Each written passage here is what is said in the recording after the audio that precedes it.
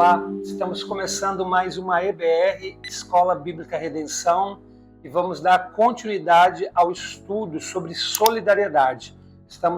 Vamos entrar na parte 3 desse estudo hoje, tá bom? Só quero relembrar aqui, bem rapidinho, aquilo que nós estudamos na primeira e na segunda parte desse estudo. Na primeira parte eu dei alguns exemplos bíblicos de solidariedade. Já no segundo estudo, eu falei um pouquinho sobre algumas ações que podem gerar em nós um espírito solidário, né? Seria possuir disposição de repartir, manter o foco e compreender o valor das pequenas ações. Se você já viu esses dois estudos, então você sabe do que eu estou falando. Se você ainda não viu, recomendo que você veja, são estudos de em torno de 30 minutos, e eu creio que vão abençoar a sua vida e serão muito importantes para a sua edificação espiritual, tá bom? Vou dar continuidade, como eu falei, a esse assunto, e eu gostaria hoje de trazer mais uma definição sobre solidariedade, para a gente ir ampliando o nosso entendimento sobre este assunto. Solidariedade, uma definição que eu encontrei foi o seguinte: é a cooperação mútua entre duas ou mais pessoas. É a interdependência entre seres e coisas. Então, olha só que interessante. Quando nós falamos de solidariedade, nós estamos falando de algo que está diretamente relacionado às nossas relações interpessoais. Porque a definição diz, é uma cooperação mútua entre duas ou mais pessoas. Então, estamos falando das relações humanas, das relações interpessoais. E a Bíblia nos ensina como nós devemos tratar a questão das relações humanas, das relações interpessoais. Como ela faz isso? De várias formas, tá? A Bíblia tem muitos princípios sobre relacionamentos. E entre esses vários princípios sobre relacionamentos que nós encontramos nas Escrituras, nós temos os princípios de mutualidade. Os princípios de mutualidade, a Bíblia tem em torno de 30, se não me engano, são 30 princípios de mutualidade, são aqueles que falam assim, uns aos outros, por isso que são chamados de princípios de mutualidade, tá bom? E eu entendo o seguinte, se nós estamos falando que a solidariedade é uma cooperação entre pessoas, os princípios de mutualidade têm tudo a ver com o desenvolvimento de um espírito solidário entre nós. Então, quando nós colocamos em prática uns aos outros, nós estamos fortalecendo a solidariedade em nosso meio, tá bom? Então, eu quero que você compreenda isso para que a gente possa, então, dar sequência nesse estudo e a gente ir formando essa ideia sobre a importância de ser solidário dentro da igreja, né? Em nosso meio, como igreja de Cristo, e para além de nós, né? Com aqueles que ainda não o conhecem ao Senhor, tá bom? E para isso eu gostaria então de dar continuidade aqui, citando alguns princípios de mutualidade. É muito importante a gente lembrar, quando nós falamos de princípios de mutualidade, todos eles também estão interligados. Ou seja, como eu falei, nós temos em torno de 30, algumas pessoas falam 32, mas 30 princípios de mutualidade distintos na Bíblia. Eles acabam estando interligados também, tá bom? Eu vou citar aqui apenas 3, mas que eu creio que já vai dar para a gente um entendimento sobre a importância disso na construção da nossa identidade solidária, ok? E para que a gente possa citar o primeiro princípio de mutualidade, eu gostaria de ler 1 Pedro 4:10, ok? Eu uso a NVT, tá? Nova versão transformadora. Estou usando. O 1 Pedro 4:10 diz assim: Deus concedeu um dom a cada um, e vocês devem usá-lo para servir uns aos outros, fazendo bom uso da múltipla e variada graça divina. Então, o primeiro princípio de mutualidade que eu quero citar aqui é exatamente esse: servir uns aos outros, tá? E como isso vai fortalecendo a identidade solidária, vai consolidando a solidariedade no nosso meio. É maravilhoso porque a Bíblia fala que Deus nos dá dons para cada pessoa. Todos nós temos condições de servir segundo o dom que Deus nos dá. Dom é uma graça concedida por Deus, né? Ela não é fruto de mérito, né? Não existe mérito no dom. O dom é uma graça de Deus concedida a nós e ele tem um objetivo. O dom serve para edificar a vida do outro. É para isso que serve um dom espiritual. Então, o texto é bem claro aqui dizendo, Deus concedeu dom a cada um. Todos aqueles que são filhos de Deus, servos de Cristo, nascidos de novo, têm dons. E esses dons devem ser usados para servir e abençoar a vida dos demais, para que a multiforme sabedoria de Deus, a graça de Deus, né, possa se manifestar em nosso meio, tá? Então, quando nós falamos sobre solidariedade, por que servir uns aos outros é importante? Eu vou te explicar. Porque o serviço tem relação direta com sujeição ao outro.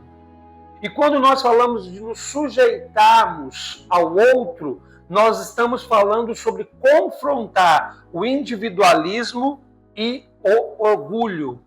Quando o individualismo e o orgulho cedem, a solidariedade cresce. Quando o individualismo e o orgulho predominam, não há solidariedade em nosso meio. E é interessante porque servir é uma ação de sujeição. Não há condições de você servir sem você ter noção de que naquele momento você está se colocando como uma pessoa que está sujeita ao seu irmão. Foi mais ou menos o que Jesus fez com os discípulos quando lavou os pés deles. Mesmo sendo Deus, ele se sujeitou, ele serviu, ele abençoou, ele ministrou os discípulos. A sujeição aqui que eu me refiro, ela não tem uma relação com uma submissão cega, com um abuso totalitário, ou abuso de autoridade, ou uma relação abusiva. Não, tem nada a ver com isso. Tem a ver, sim, com a gente permitir que o Espírito Santo de Deus trabalhe em nós e nos ensine que nós somos servos uns dos outros, como Cristo foi servo de todos. Então, quando a gente chega nesse ponto na nossa vida cristã, logo o espírito solidário, a solidariedade, ela começa a se tornar uma realidade na nossa vida. Por quê? Porque eu vou me preocupar em colaborar com o outro. Eu vou procurar abençoar o outro. Eu vou entender que o outro é importante para mim, logo eu vou servi-lo segundo o meu dom. Então, o primeiro princípio de mutualidade que eu quero trazer para vocês hoje aqui, para que vocês reflitam e vejam como isso, né, muda a nossa identidade espiritual e nos torna mais solidários, é esse: servir uns aos outros, tá bom? O segundo princípio de mutualidade que eu gostaria de citar aqui para vocês se encontra em 1 Tessalonicenses 5,11, e diz assim: portanto, animem e edifiquem uns aos outros como têm feito. Então, nós podemos dizer que animar ou estimular e edificar uns aos outros contribui para a solidariedade em nosso meio. Eu falei primeiramente aqui que servir uns aos outros. Agora eu estou colocando um outro princípio de mutualidade, que é o estímulo, que é trazer ânimo para o outro, né? E edificar a vida do outro. E para a gente compreender isso, nós precisamos pensar sobre a ótica da igreja, do corpo de Cristo, da igreja local, tá bom? Por quê? Porque nós só vamos edificar, nós só vamos animar uns aos outros na comunhão, na comunidade, nas relações. É claro que quando eu me refiro à igreja local, eu não estou me referindo apenas a um lugar que nós nos reunimos, eu estou me referindo a algo que vai além disso. Eu estou me referindo a uma pequena comunidade que caminha junto e que pertence ao corpo glorioso de Cristo. É isso que eu estou falando, Mas é claro que essas relações, elas muitas vezes desembocam onde? Na igreja local, tá? Nós não podemos desconectar essas duas realidades. As nossas relações interpessoais cristãs e a nossa relação com os irmãos em Cristo na igreja local. Essas coisas, elas acabam se unindo. Separar uma da outra não é inteligente. Nós não vivemos só das nossas relações interpessoais sem a igreja, não vivemos só de igreja sem as relações interpessoais fora dela. Isso é uma junção, tá bom? Então, estimular e edificar as pessoas é uma prática fundamental para a solidariedade e eu quero trazer ela para o âmbito da comunidade, tá? Por quê? Por uma questão muito simples. Quando a gente pensa em igreja, e principalmente quando nós pensamos em igreja local, a gente pensa muito assim, a responsabilidade de edificar e de exortar ou animar o irmão recai sobre, principalmente, os líderes da igreja, os pastores, os presbíteros da igreja.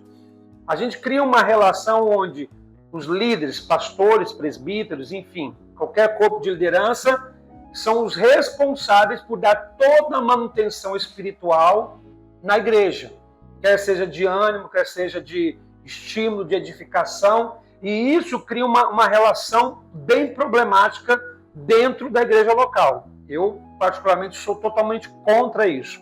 Eu entendo que existem pastores, ou presbíteros, ou bispos, independente do termo que seja usado, né, porque a Bíblia diz que eles precisam ser estabelecidos, a gente vê isso nas cartas de Paulo, assim como os diáconos também, ou seja, um corpo de liderança precisa ser estabelecido dentro de uma igreja local, isso é normal para mim, entendo isso perfeitamente. Só que nós devemos nos lembrar que quando se trata de igreja, nós não podemos pensar igreja só sobre essa perspectiva piramidal. Um líder que cuida dos demais. Não é assim que funciona. Nós deveríamos pensar a igreja muito mais como um ciclo, ou seja, em relações que acontecem dentro desse ciclo, onde um abençoa o outro, e nenhum é diferente, nenhum é maior ou menor que ninguém. Ou seja, o que eu estou querendo dizer? Na verdade, a gente perde aquele entendimento de uma igreja com pastor, que é importante, eu entendo a questão da liderança, do presbitério, do diaconato, mas nós migramos para uma visão um pouco mais aperfeiçoada, que é a visão de comunidades pastorais. O que significa? Que nas relações nós animamos, nós edificamos, nós corrigimos uns aos outros. Então, quando a gente começa a pensar a igreja como uma comunidade pastoral, o espírito solidário começa a se fortalecer em nosso meio. Então, por isso eu posso te dizer que estimular e edificar uns aos outros contribui sim para que nós possamos aperfeiçoar o nosso entendimento de comunidade pastoral e, como consequência, de solidariedade. E o último princípio de mutualidade que eu gostaria de citar nesse estudo, que eu acredito que nos ajuda a fortalecer o espírito solidário, nós encontramos em Romanos 15, 7. Preste atenção no texto. Diz assim: portanto, aceitem-se uns aos outros, como Cristo os aceitou, para que Deus seja glorificado. Ok? Olha só, o terceiro princípio de mutualidade é aceitar uns aos outros. Eu acho muito interessante que a referência para isso não é uma relação pai e filho, não é uma relação esposo e esposa, não é uma relação amigo e amigo, ou amigo e amiga, não. A referência que nós temos para aceitação é: assim como Cristo nos aceitou, nós devemos aceitar o outro. Então, se você parar para pensar na profundidade do que está sendo dito aqui, você vai ver a seriedade desse princípio de mutualidade. Quando Cristo nos aceita, Ele nos aceita em que condição? É isso que nós devemos pensar. A Bíblia deixa bem claro que Cristo veio ao mundo para morrer pelos nossos pecados, né, e nos redimir, e nos dar a condição de viver uma vida com Deus. Estávamos mortos nos nossos delitos e pecados e fomos regenerados em Cristo. Então, como Cristo nos aceitou? Ele nos aceitou sabendo da nossa condição. Ele nos aceitou sabendo que estávamos mortos em delitos e pecados. Ele nos aceitou apesar de todas as falhas que nós cometemos antes e depois que o conhecemos. Cristo nos aceitou exatamente como a humanidade sempre foi. Uma humanidade caída, corrompida e desviada de Deus. Não sei se você entendeu a seriedade disso. Então, quando a Bíblia fala assim, portanto, aceitem-se uns aos outros, se parasse aí, tudo bem. Aí você poderia pensar, eu vou aceitar quem eu achar que eu devo aceitar. Eu vou receber no meu coração, eu vou reconhecer aqueles que eu gosto. Você poderia criar relatividades no pensamento, só que o texto continua, e o texto diz assim, como Cristo os aceitou. E aí ainda fala, faça isso para que Deus seja glorificado. Então, isso é muito sério. Então, este princípio de mutualidade, aceitar uns aos outros, ele é uma base fundamental para a solidariedade, porque não é possível ter um espírito solidário sem a capacidade de aceitação do outro. Tá? Nós somos diferentes, e isso é bom, né? Pois as nossas diferenças nos ajudam a crescer quando nós temos a perspectiva correta, tá bom? E é importante a gente sempre lembrar, neste mundo, e principalmente dentro da igreja, ninguém é melhor do que ninguém. Ninguém é maior do que ninguém. A Bíblia condena a atitude de alguns religiosos que separavam lugares de evidência para os mais ricos e deixavam os mais pobres em lugares mais distantes em suas reuniões. A Bíblia condena quando os ricos, ali em Corinto, quando os ricos chegavam para a ceia, comiam tudo e não esperavam os pobres. A Bíblia sempre condenou essa relação de diferenças, porque a ideia é a ideia da aceitação. Na igreja, o rico convive com o pobre e não deveria existir diferença. Na igreja, os diferentes se tornam iguais onde? Na fé e na compreensão do Cristo ressurreto. É isso.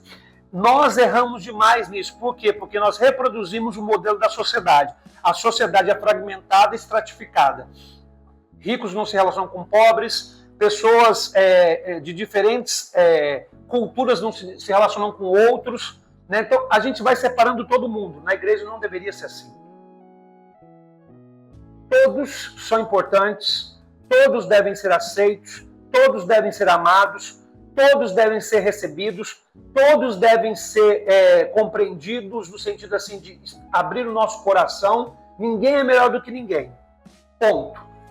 Mas é importante deixar claro, quando eu falo isso, parece assim, mas aí eu tenho que aceitar. Não, você tem que aceitar a pessoa. Mas você não tem que necessariamente concordar com a ação dela, com o pecado dela. Olha a diferença que nós às vezes não fazemos.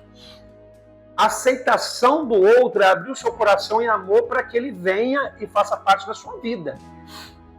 Foi assim que Jesus nos encontrou, eu e você, morto em delitos e pecados. Então você vai ter que lidar com isso dentro da igreja, porque pessoas são problemáticas, eu e você somos problemáticos. Quando a gente compreende isso, eu aceito em amor, eu sou solidário ao outro, eu entendo o outro, eu compreendo o outro, eu sou capaz até mesmo de perdoar o outro. Né? É o que a gente vê ali em Colossenses 3,13, tá?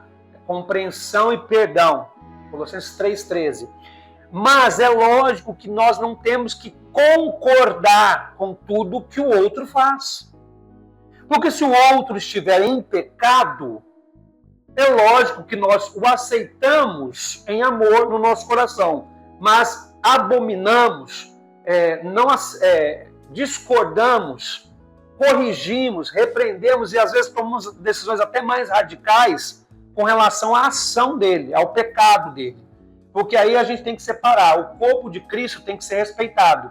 A santidade do corpo de Cristo não pode ser maculada. Então, é diferente, tá? Então, só para deixar claro, se a gente fala assim, quer dizer que tem que aceitar tudo? Não. Você tem que aceitar todos. Aceitar tudo, não. É diferente. Aceite todos, mas não aceite tudo. É diferente. Não sei se vocês conseguem entender o que eu estou falando aqui.